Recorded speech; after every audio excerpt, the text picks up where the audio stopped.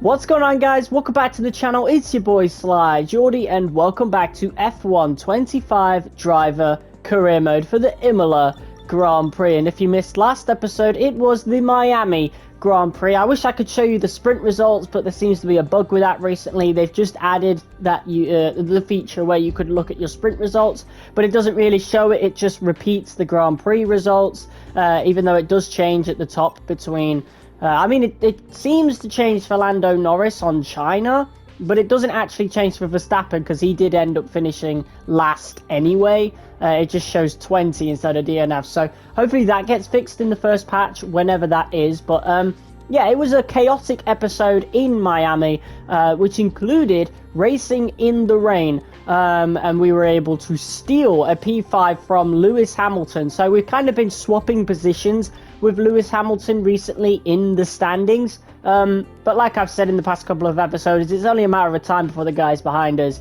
catch up. And Oscar Piastri and Charles Leclerc got a strong result last time out. Piastri, for one, actually got his first win of the season. But Lando Norris still leads the standings, especially taking advantage of that safety car and able to overtake Verstappen, which I think was a bit unfair. I honestly can't wait for the driver updates to happen, otherwise Lando Norris is going to run away with the driver's standings, and the title run is basically going to be the title fight's going to be over before the halfway point of the season. We're not in that anyway. We've just had a really good start, and guys around us have either had really bad qualifying, or in the case of George Russell, have just been really unlucky. But yeah, going into the Imola Grand Prix it's always been one of my favorite circuits. We definitely struggled on it at first in F1 23, but you know, since I got used to it, it has quickly become one of my favorite circuits to drive on. It takes a lot of skill to the point that I heavily prefer it over Monza, which is just, you know, driving in a straight line all the time. So you can expect our Italian Grand Prix from Season 2 onwards to just be Imola.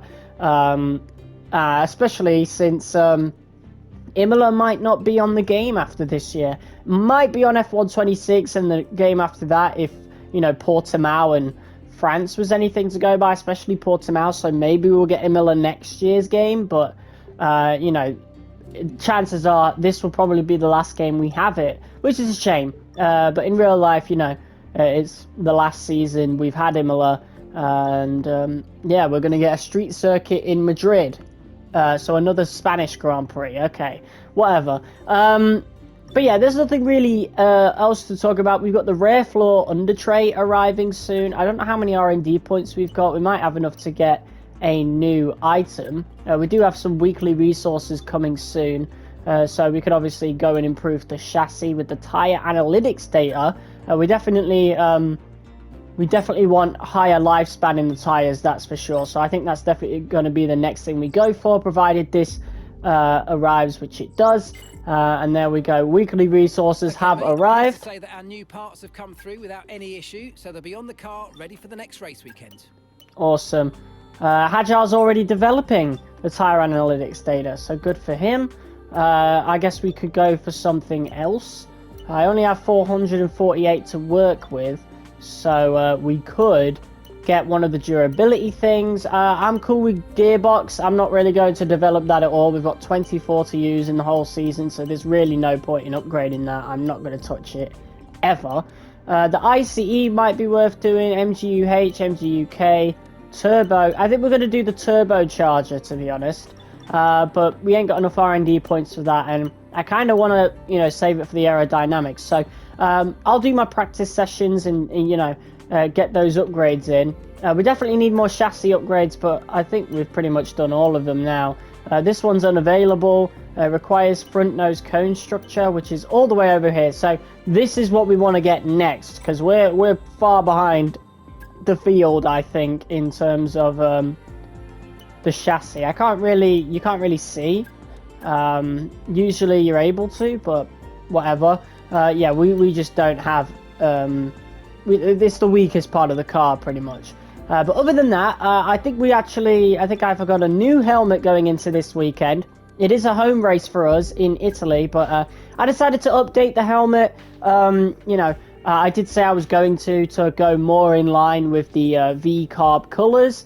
We still got a little bit of purple, as you can see, but mostly at the front, and mostly at the front it's blue and white. And you got little bits of green and red with the sponsors, which work really well. So I think this is going to be our helmet for the rest of the season, other than, you know, special occasions here and there, like you know, Vegas or the British Grand Prix, whatever. We've got the ignition system coming soon, which I think is actually a major upgrade to the powertrain, which is what I really wanted for this particular Grand Prix. So this one's been rushed, so I don't know if we're going to get this or not. Let's find out. No, we don't. Development has failed, unfortunately, so we'll have to repurchase that.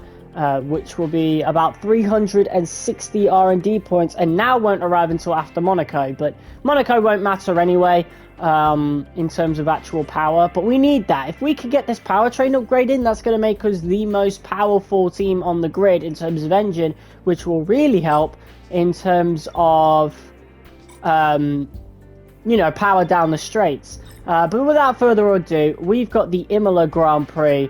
Let's get to the race weekend. Obviously, I'm going to let it load because I want to see the progress history of the other teams before we hop into this track. I don't know, don't quote me on this, but I think this got updated.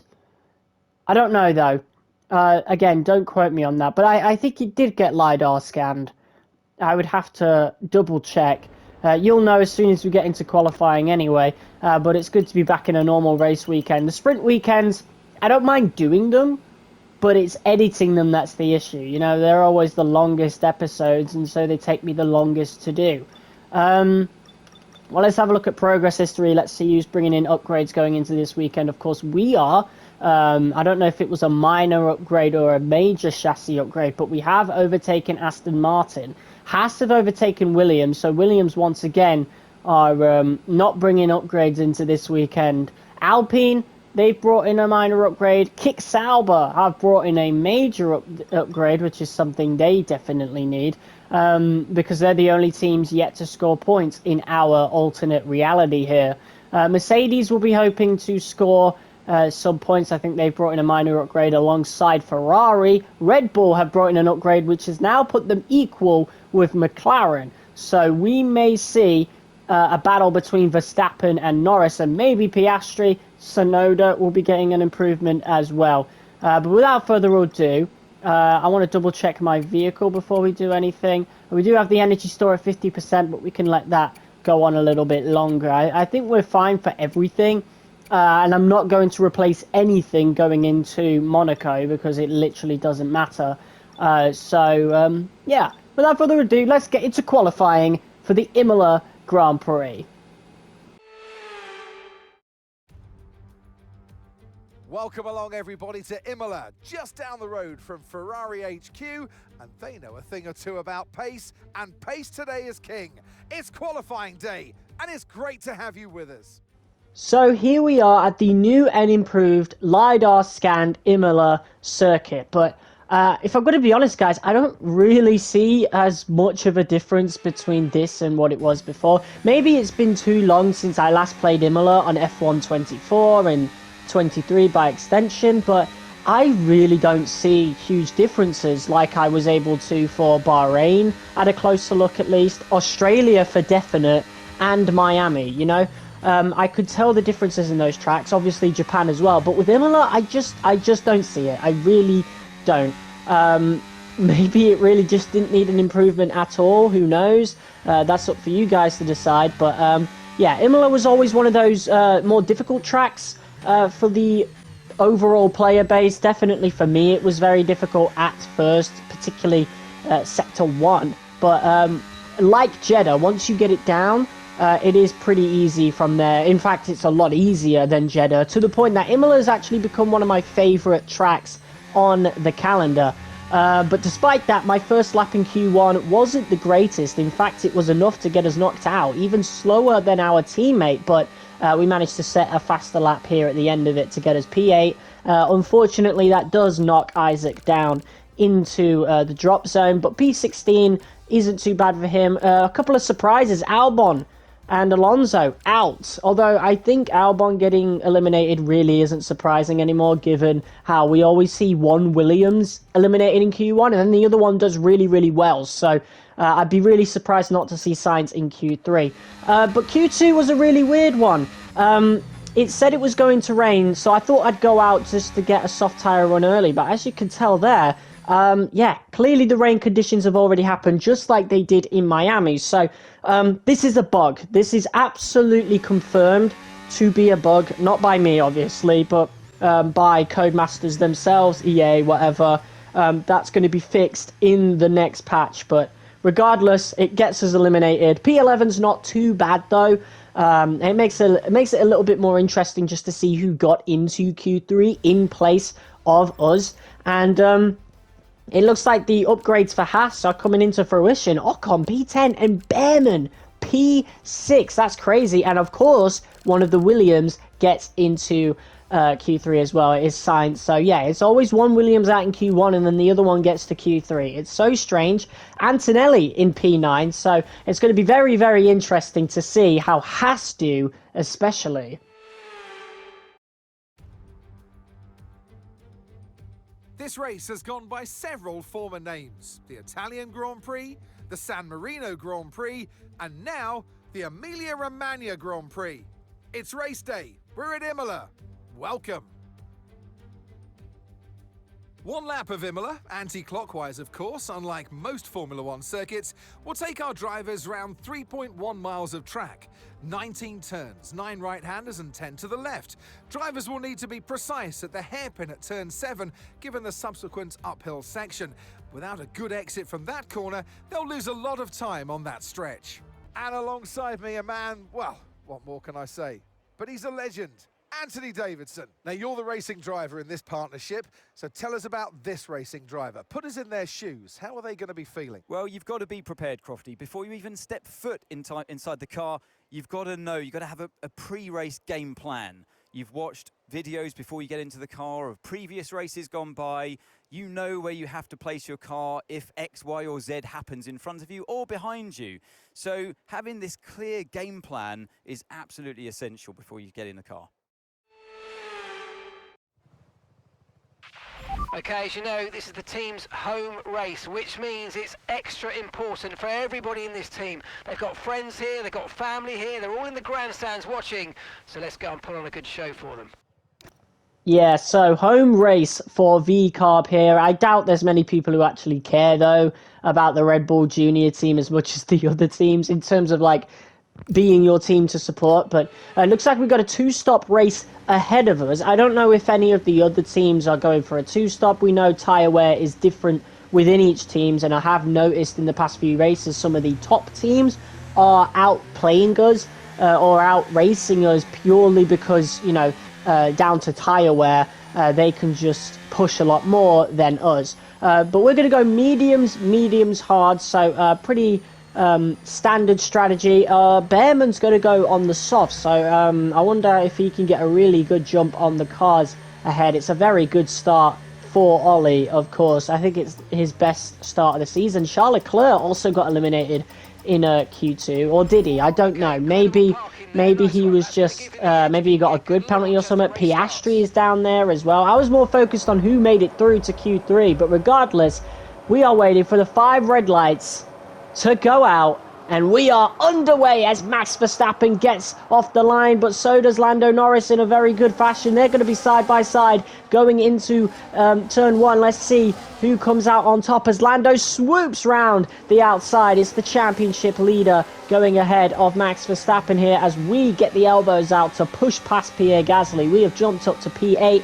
Oliver Behrman has unfortunately falling down the order. Esteban Ocon in P6, Sainz in P7. I think this is going to be our battle given the R&D charts and how the last couple of races have gotten. So P6 looks to be what we're sort of aiming for. We'll see how that goes as we move on to lap 2. Sainz and Ocon side by side as Carlos looks to get past Esteban, but Ocon defends that really well, and a significant slowdown. We really had to slam on the brakes there to make sure there was no crash. And yeah, I'm a bit peeved off by that. I didn't think Sainz really needed to slow down that much. It really slowed us down and allowed the guys behind us to really catch up.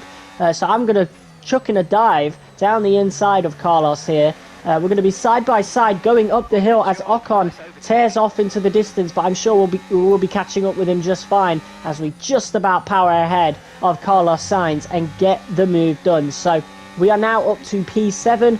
Pretty good start for us so far, and now we can set our eyes on a high-flying Esteban Ocon as Lando Norris sets the fastest lap. So he will be leading. It's going to be very hard to get him off that lead. So we'll see how the rest of the race goes as we go past Esteban Ocon here, round the outside. Well, not even needing to do that as we were ahead, getting into turn 1. And that was our corner completely. So much so, we've actually gained 0.6 on Ocon as we now skip to lap 7 to look at Lewis Hamilton overtaking Tsunoda. Really good pass from him. Not much has really happened since we took P6. It's become a lonely race for us from there. And this is what's happening behind us. Charles Leclerc, another recovery drive for him. Same with Piastri. Leclerc overtakes Ocon. Oscar Piastri will be chasing down Antonelli. Ocon is having a really good race. So he doesn't really have to fight Leclerc so hard. Antonelli's pretty far behind. We're in a lot of space out in front. Piastri, once again, on another recovery drive. It will be interesting to see where he ends up as we now go on to our pit lap. I'm not going to fight Leclerc too hard. He seemed committed to that inside right there. I was about to take the right, but Leclerc was too committed there. And yeah, I had no choice but to move over to the side. But I'm not going to fight that anyway. You know, this isn't like the other tracks. We would definitely get swallowed up by all the cars behind us if we did fight that, as we are now pitting on lap 10. So originally I was going to pit on lap 9, but then I thought since we're just going to go on to the mediums again, it would really jeopardize my second stint and by extension my third stint. If I tried to undercut on that first stint, we'd lose a lot more time than it's worth by the end of that first stint. So I stuck to the original strategy of lap 10, but undercutting on the second stint onto the hards is probably going to be a lot more viable for us, as both Carlos Sainz and Esteban Ocon move past us. So we've got some overtakes to do. We are on the fresher medium tyres. Ocon will be on the hards though, so he's going to be trusting those tyres quite a lot on this second stint. I don't know what he'll do on his third stint, so we'll find out. But that is a pretty easy overtake on Esteban Ocon there. Not really difficult for us at all. We're going to have a lot more grip at this stage. Not only are we on the medium tyres, but we're on fresher tyres in general. Even if we were on the hards, we could have got that pass as we move past Bortoleto here. We got a purple first sector, so our pace is looking really, really good. As we move on to lap 13 on the back of the Williams, moving to the right. This should be an easy enough pass. Esteban Ocon is going to follow us around the outside of Carlos Sainz. That is a really good move for Ocon right there. So Sainz is not doing really well in defending his moves. He's been knocked out of the points now, so we'll see what happens there. But we move on to now Max Verstappen. Completely lost Lando Norris, so Red Bull are going to try a different strategy here, undercutting onto the hards on lap 15. We'll see how that goes for the world champion, the current world champion right here. Of course, Lando Norris beginning to run away with the championship just a little bit. Verstappen got very unlucky last time out in Miami. He would have finished ahead of Norris if not for that safety car, as yeah, the undercut seems to have worked. That could be worth about 2-3 seconds, which honestly could be enough to get Verstappen the win here. As we move on to lap 18, we've got Hamilton overtaken us, and again, I'm not going to fight him. It's a very unorthodox place for him to overtake us, but that's just how quick Hamilton is on those hards. Those are pretty fresh. Like, he pitted after me, so yeah, fresher tyres and those hards as well as our mediums are starting to go off. We are on our pit lap now. I actually got a message from the engineer a few laps earlier about changing the strategy. Originally we were going to pit on lap 20, so I was going to pit on lap 19 anyway to try and undercut, as Sonoda comes past us. I'm not going to fight that at all, especially since he's the Red Bull driver in the senior team. But yeah, seems me and the engineers, me and the team are on the same wavelength. We're looking to undercut, get off these mediums, and go onto the hards, as Esteban Ocon is quickly catching up to us. As we now come round the final corner, ready to come into the pits. I think we're going to be the only one who does, as Ocon goes right past the pit lane. He's going to be going a bit longer onto those hards, maybe a couple laps. We'll see, but it's definitely going to be an undercut for us. The important thing is, though, to worry about is how far ahead of Ocon are we going to be if the pit crew gets it right, which they do, so that's good. Very rare for them to get it wrong, but there have been a couple of instances this season where they have. But yeah, a lot of cars going past us now. We're definitely pitting before the rest of the grid. Carlos Sainz is just coming round onto the straight right now, as you can see in the background right there, just for a split second. So we're quite a few seconds ahead of Carlos Sainz, so nothing to worry about there, as we are now going on towards the end of the race. Ocon just coming out of the pit exit now. This could be worth about 2-3 seconds maybe. We were 3 seconds ahead of Carlos Sainz, and yes, 2 seconds ahead of Ocon. So we've got 2 seconds to stay ahead with 11 laps to go. Jack doing ahead, he will be pitting, so it will be Antonelli that will be chasing down, maybe. The Mercedes is quicker, so I just don't know what's going to happen there. He is nearly 7 seconds ahead. But we move on to lap 25. He is a bit slow. Maybe he's got a car issue or something. I doubt it would come down to actual driver skill, because that Mercedes is a lot quicker than our Racing Bull. But yeah, this is going to be a pretty easy overtake for us with DRS. I don't even have to use that much ERS, and this is very helpful for us, as that is one more car between us and Ocon. So even if Ocon does increase the pace, yeah, I think we'll be fine. For now, though, we seem to be at around the same pace, but moving on now to lap 29, Ocon catching up to us. Yellow flags behind, and it is Antonelli. He did have a car issue, and that is heartbreaking for him in his own race. Our alternate universe here matching real life, as Kimi Antonelli is out in his home Grand Prix. I knew there must have been something going on there, because he was a lot slower than that Mercedes ought to be. So yeah, but we need to focus on this. Lap 29 now, and Esteban Ocon has officially caught up to us. He is on 1 lap fresher hards, and those upgrades are incredible for that HAAS. They've completely changed that car. It's a shame Behrman wasn't able to take advantage of it with the horrible race start that he had. But Ocon has made the pass on us for P8, and we have this one opportunity on lap 31. I really don't have a lot of ERS left, but we're going to peel out to the right hand side. I'm going to close the door a little bit on Ocon, but that has jeopardized our racing line, so Ocon gets right back behind us. It really didn't help us at all. I wanted to squeeze him out to gain a couple of tenths or so, but it really didn't help at all, as we're on the final lap. Esteban Ocon now peeling off to the right. He's overtaken us. We've got one opportunity, and here we go. Dive bomb to the inside, a little one. We still were side by side with his car just enough to get that move and make it stick in the most fairest way we possibly could, and we managed to retake P8. And that's pretty much how the race should finish, as we look ahead to the race winner, Max Verstappen. The unorthodox strategy, great strategy from Red Bull to undercut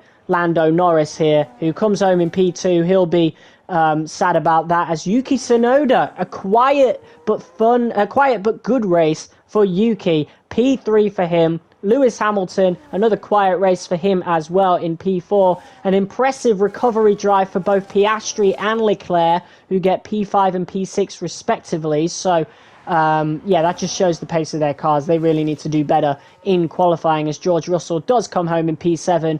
And we have gapped Ocon just a little bit. Maybe he used all his ERS on that final straight on at the beginning of lap 32, but either way, it is us coming home in P8, but signs are that the HAAS is definitely quicker than us, so it'll be interesting to see how the next few races go. The next race is going to be super interesting. It's going to be a mandatory 2-stop at Monaco, so I'm pretty excited for it. Checkered flag is is out, we're going to be hearing that Dutch national anthem again, because it's victory for Max Verstappen. They led from lights out to the flag at the end, and their race victory was never in doubt, was it? Brilliant stuff by them.